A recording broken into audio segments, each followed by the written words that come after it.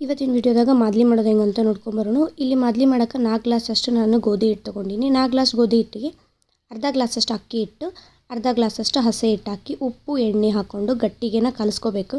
ಚಪಾತಿ ಹಿಟ್ಟಿನಕ್ಕಿಂತನೂ ಗಟ್ಟಿ ತೋಯಿಸ್ಕೋಬೇಕು ಇದನ್ನು.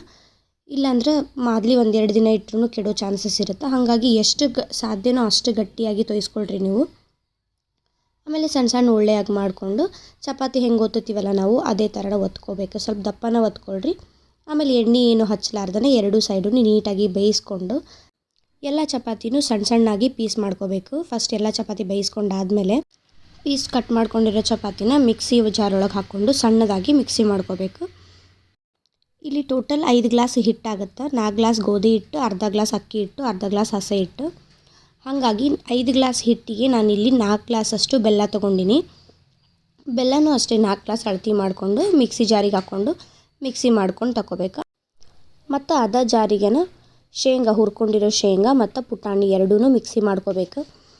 ಭಾಳ ನೈಸ್ ಪೌಡ್ರ್ ಏನು ಮಾಡ್ಕೋಬೇಡ್ರಿ. ಶೇಂಗಾ ಮತ್ತು ಪುಟಾಣಿ ಅವು ಹಲ್ಲಿಗೆ ಸಿಕ್ಕೋಬೇಕು ಆ ಥರ ಮಿಕ್ಸಿ ಮಾಡಿಕೊಂಡು ನಾವೇನು ರೆಡಿ ಮಾಡ್ಕೊಂಡಿರ್ತೀವಲ್ಲ ಅದಕ್ಕೆ ಹಾಕಿ ಮೇಲೆ ಒಂದು ಸ್ವಲ್ಪ ಏಲಕ್ಕಿ ಹಾಕಿ ಒಣ ಕೊಬ್ಬರಿ ಹಾಕಿ ಒಂದು ಸ್ವಲ್ಪನೂ ತುಪ್ಪ ಹಾಕ್ಕೊಂಡು ಇದನ್ನು ಮಿಕ್ಸ್ ಮಾಡಿದ್ರೆ ಮಾದಲಿ ರೆಡಿ ಆಗ್ತೈತಿ.